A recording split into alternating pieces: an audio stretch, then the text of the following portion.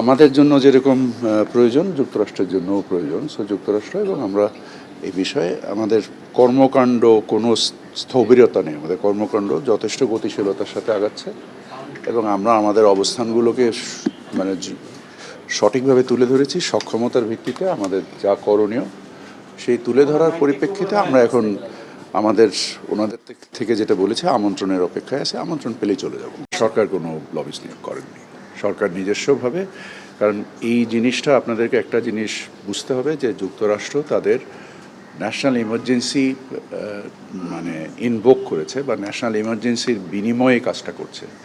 এখানে যে মানে কাঠামোর উপরে ঘটনাটা ঘটছে, এই কাঠামোতে লবিস্টদের করার কোনো কিছু আছে কিনা আমি ঠিক জানি না। কারণ আমাদের বিভিন্ন বিষয়ে পরিবর্তন আনতে হবে।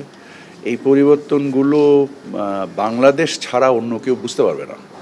এই পরিবর্তনগুলো আন্তঃমন্ত্রণালয় সংশ্লিষ্ট অনেক ধরনের মানে আইনি প্রক্রিয়া আছে, যেই আইনি প্রক্রিয়াগুলো একজন লবিস্টের পক্ষে বোঝা সম্ভব না বলে আমার ধারণা।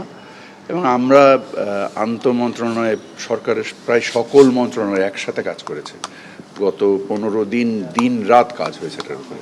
আমাদের গতিশীলভাবে এই জিনিসটা আগাচ্ছে বলেই তারা অলরেডি একটা অনলাইন মিটিং আমাদেরকে দিয়েছে চিঠির উপরে ভিত্তি করে, এবং এই অনলাইন মিটিংয়ের পরিপ্রেক্ষিতে আমরা আমাদের পরবর্তী কর্মকাণ্ড নিশ্চিত।